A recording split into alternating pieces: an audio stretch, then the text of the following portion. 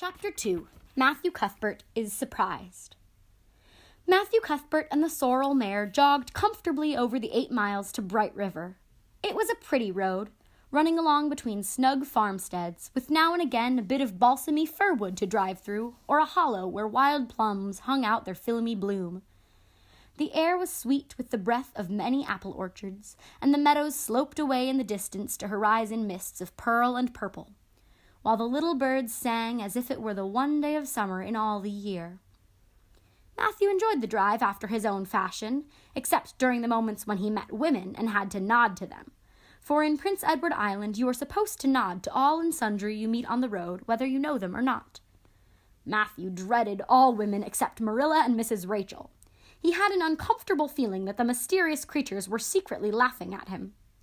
He may have been quite right in thinking so, for he was an odd-looking personage, with an ungainly figure and long iron-gray hair that touched his stooping shoulders, and a full, soft brown beard which he had worn ever since he was 20.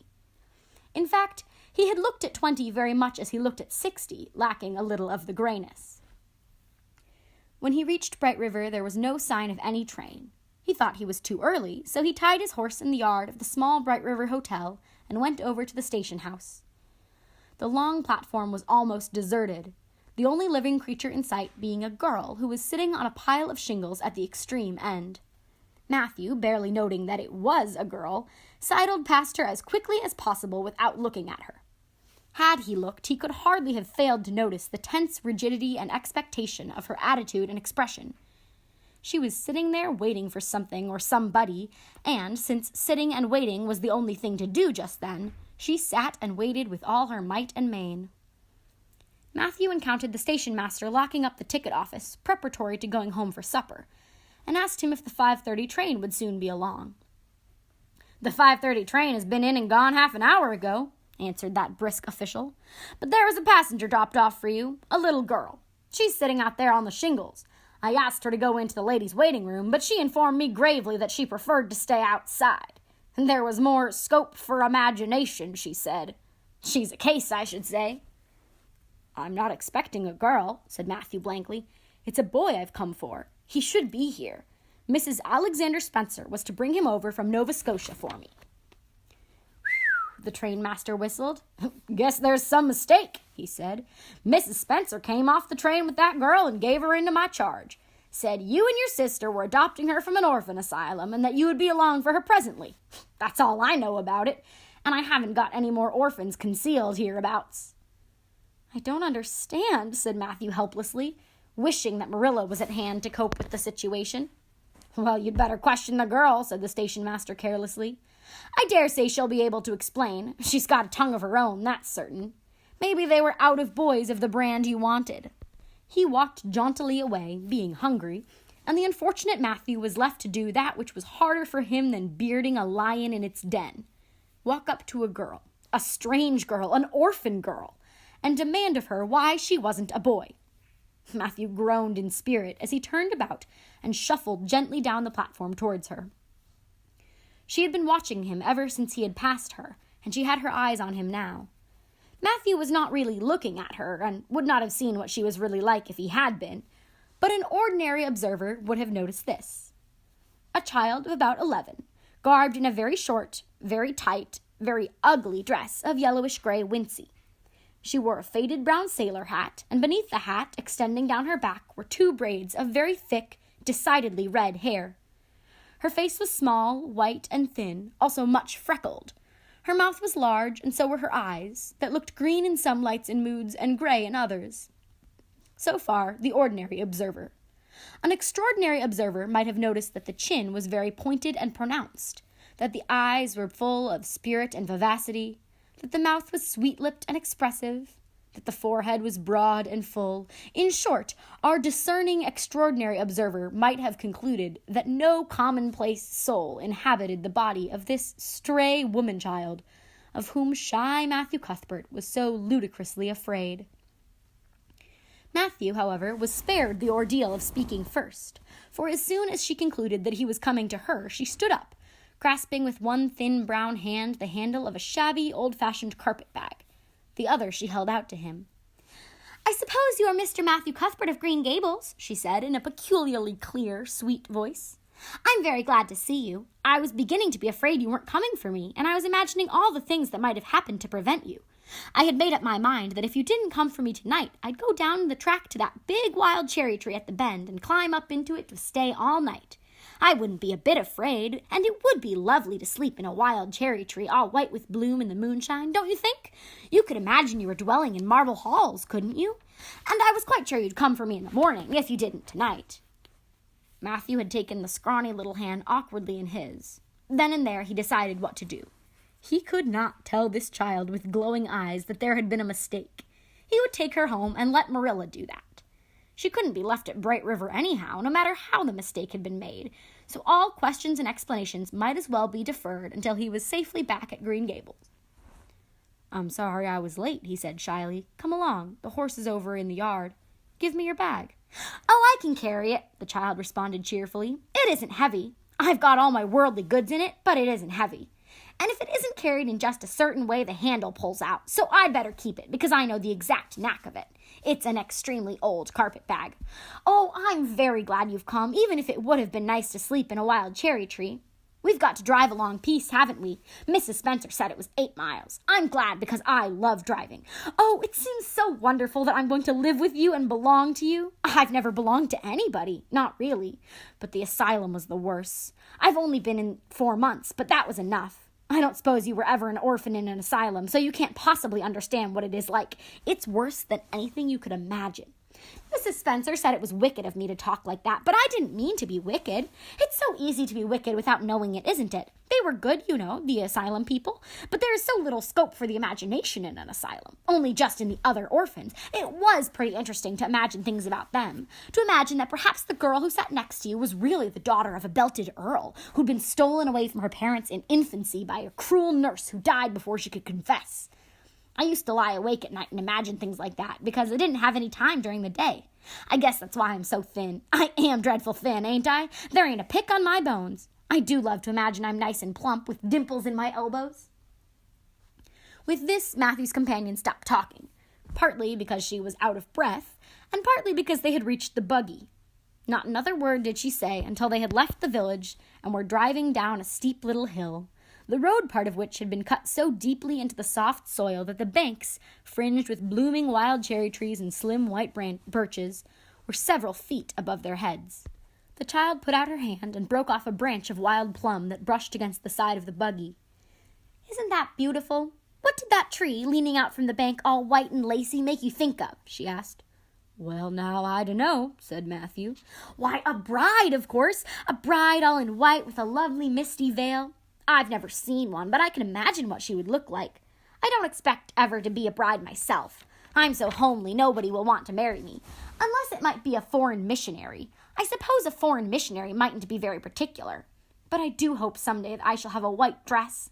That is my highest ideal of earthly bliss. I just love pretty clothes, and I've never had a pretty dress in my life that I can remember. But of course that's all the more to look forward to, isn't it? And then I can imagine that I'm dressed gorgeously. This morning when I left the asylum, I felt so ashamed because I had to wear this horrid old wincey dress. All the orphans had to wear them, you know. A merchant in Hopeton last winter donated 300 yards of wincey to the asylum. Some people said it was because he couldn't sell it, but I'd rather believe it was out of the kindness of his heart, wouldn't you? When we got on the train, I felt as if everybody must be looking at me and pitying me, but I just went to work and imagined that I had on the most beautiful pale blue silk dress, because when you are imagining something, you might as well imagine something worthwhile. And a big hat all flowers and nodding plumes, and a gold watch and kid gloves and boots. I felt cheered up right away, and I enjoyed my trip to the island with all my might. I wasn't a bit sick coming over in the boat. Neither was Mrs. Spencer, although she generally is. She said she hadn't time to get sick, watching to see that I didn't fall overboard. She said she never saw the beat of me for prowling about. But if it kept her from being seasick, it's a mercy I did prowl, isn't it? And I wanted to see everything that was to be seen on that boat, because I didn't know whether I'd ever have another opportunity. Oh, there are a lot of more cherry trees all in bloom. This island is the bloomiest place. I just love it already, and I'm so glad I'm going to live here. I've always heard that Prince Edward Island was the prettiest place in the world, and I used to imagine I was living here, but I never really expected I would. It's delightful when your imaginations come true, isn't it? But those red roads are so funny. When we got into the train at Charlottetown and the red roads began to flash past, I asked Mrs. Spencer what made them red, and she said she didn't know, and for pity's sake not to ask her any more questions. She said I must have asked her 1,000 already. I suppose I had, too, but how are you going to find out about things if you don't ask questions? And what does make the roads red? Well, now, I dunno, said Matthew. Well, that is just one of the things to find out sometime. Isn't it splendid to think of all the things there are to find out about? It just makes me glad to be alive. It's such an interesting world. It wouldn't be half so interesting if we knew all about everything, would it? There'd be no scope for imagination then, would there? But am I talking too much? People are always telling me I do. Would you rather I didn't talk? If you say so, I'll stop. I can stop when I make my mind up to it, although it's difficult. Matthew, much to his surprise, was enjoying himself. Like most quiet folks, he liked talkative people when they were willing to do the talking themselves and did not expect him to keep up his end of it. But he had never expected to enjoy the company of a little girl. Women were bad enough in all conscience, but little girls were worse. He detested the way they had of sidling past him timidly, with sidewise glances, as if they expected him to gobble them up in a mouthful if they ventured to say a word. This was the Avonlea type of well-bred little girl. But this freckled witch was very different, and although he found it rather difficult for his slower intelligence to keep up with her brisk mental processes, he thought that he kind of liked her chatter. So he said, as shyly as usual, "Oh, you can talk as much as you like. I don't mind." "Oh, I'm so glad. I know you and I are going to get along together fine. It's such a relief to talk when one wants to, and not to be told that children should be seen and not heard. I've had that said to me 1,000,000 times, if I have once. And people laugh at me because I use big words. But if you have big ideas, you have to use big words to express them, haven't you?" "Well, now that seems reasonable," said Matthew. "Mrs. Spencer said that my tongue must be hung in the middle, but it isn't. It's firmly fastened at one end. Mrs. Spencer said your place is named Green Gables. I asked her all about it, and she said there were trees all around it. I was gladder than ever. I just love trees, and there weren't any at all about the asylum. Only a few poor teeny-weeny things out front, and with little whitewashed cagey things about them. They looked just like orphans themselves, those trees did. It used to make me want to cry to look at them. I used to say to them, 'Oh, you poor little things, if you were out in a great big woods with other trees all around you and little mosses and June bells growing over your roots and a brook not far away and birds singing in your branches, you could grow, couldn't you? But you can't where you are. I know just how you feel, little trees.' I felt sorry to leave them behind this morning. You do get so attached to things like that, don't you? Is there a brook anywhere near Green Gables? I forgot to ask Miss Spencer that." "Well, now, yes, there's one right below the house." "Fancy, it's always been one of my dreams to live near a brook. I never expected I would, though. Dreams don't often come true, do they? Wouldn't it be nice if they did? But just now I feel pretty nearly perfectly happy. I can't feel exactly perfectly happy because, well, what color would you call this?" She twitched one of her long, glossy braids over her thin shoulder and held it up before Matthew's eyes. Matthew was not used to deciding on the tint of ladies' tresses, but in this case there couldn't be much doubt. "It's red, ain't it?" he said.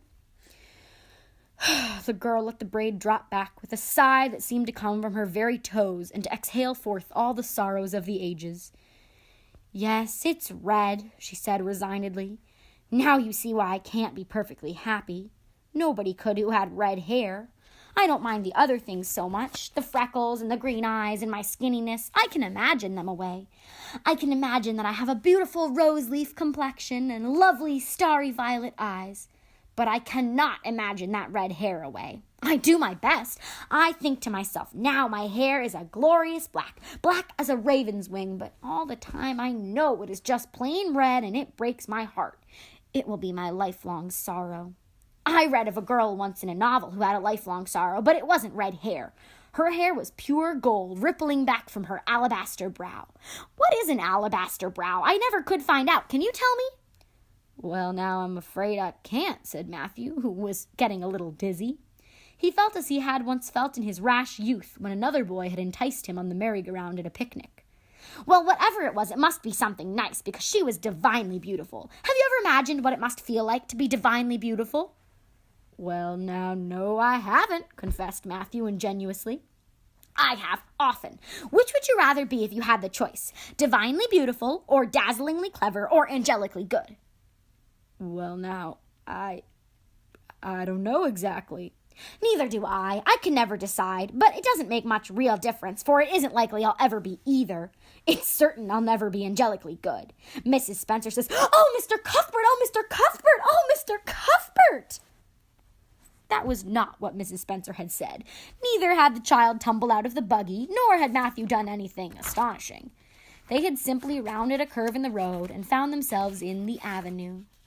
The avenue, so called by the Newbridge people, was a stretch of road 400 or 500 yards long, completely arched over with huge, wide-spreading apple trees, planted years ago by an eccentric farmer. Overhead was one long canopy of snowy, fragrant bloom. Below the boughs, the air was full of a purple twilight, and far ahead a glimpse of painted sunset sky shone like a great rose window at the end of a cathedral aisle. Its beauty seemed to strike the child dumb. She leaned back in the buggy, her thin hands clasped before her, her face lifted rapturously up to the white splendor above. Even when they had passed out and were driving down the long slope to Newbridge, she never moved or spoke. Still with rapt face, she gazed afar into the sunset west, with eyes that saw visions trooping splendidly across that glowing background. Through Newbridge, a bustling little village, where dogs barked at them and small boys hooted and curious faces peered from the windows, they drove, still in silence. When 3 more miles had dropped away behind them, the child had not spoken. She could keep silence, that was evident, as energetically as she could talk. "I guess you're feeling pretty tired and hungry," Matthew ventured at last, accounting for her long visitation of dumbness with the only reason he could think of. "But we haven't very far to go now. Only another mile." She came out of her reverie with a deep sigh and looked at him with the dreamy gaze of a soul that had been wandering afar, star-led. "Oh, Mr. Cuthbert," she whispered, "that place we came through, that white place, what was it?" "Well, now you must mean the avenue," said Matthew after a few moments' profound reflection. "It is kind of a pretty place." "Pretty? Oh, pretty doesn't seem the right word to use. Nor beautiful either. They don't go far enough. Oh, it was wonderful, wonderful. It's the first thing I ever saw that couldn't be improved upon by imagination. It just satisfied me here." She put one hand on her breast. It made a queer, funny ache, and yet it was a pleasant ache. "Did you ever have an ache like that, Mr. Cuthbert?" "Well, now, I just can't recollect that I ever did." "I have it lots of times, whenever I see anything royally beautiful. But they shouldn't call that lovely place the Avenue. There's no meaning in a name like that.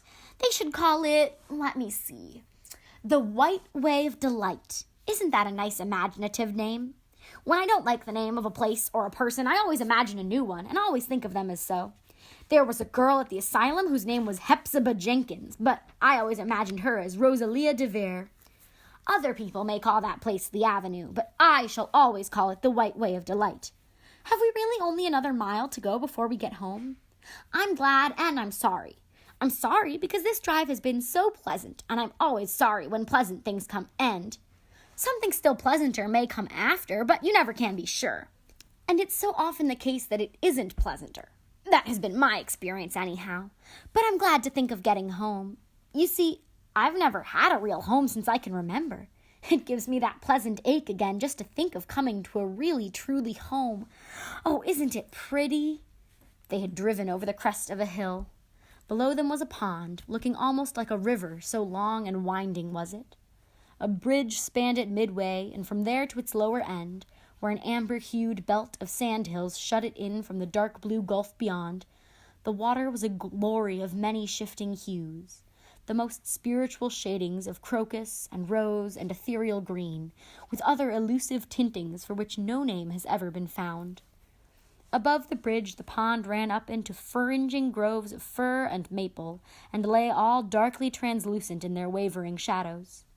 Here and there a wild plum leaned out from the bank like a white-clad girl tiptoeing to her own reflection.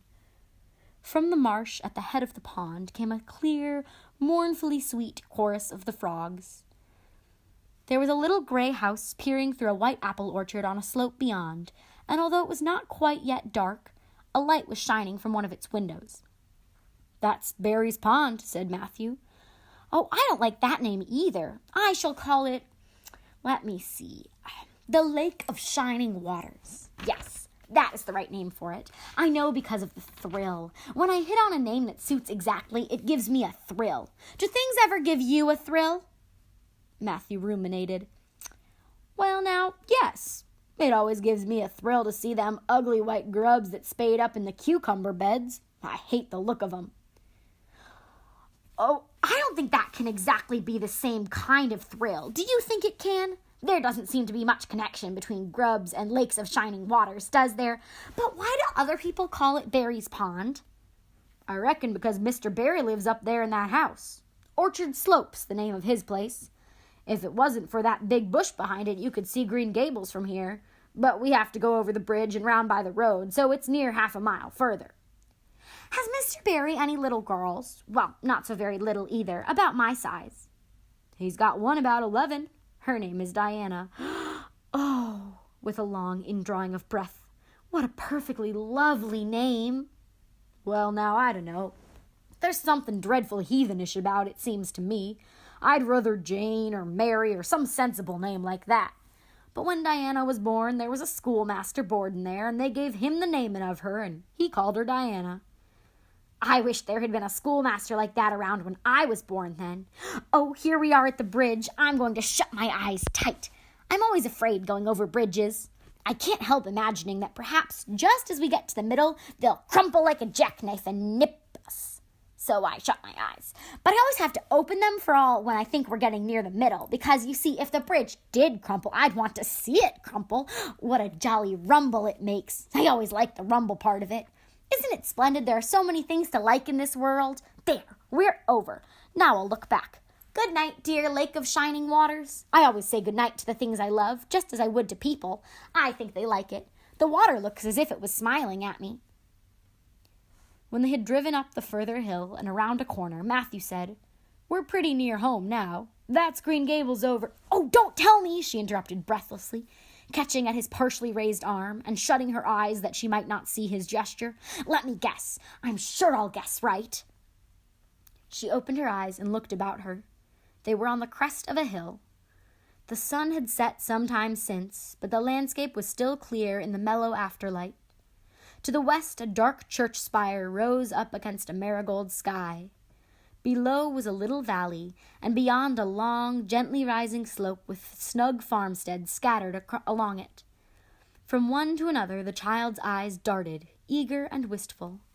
At last they lingered on one away to the left, far back from the road, dimly white with blossoming trees in the twilight of the surrounding woods.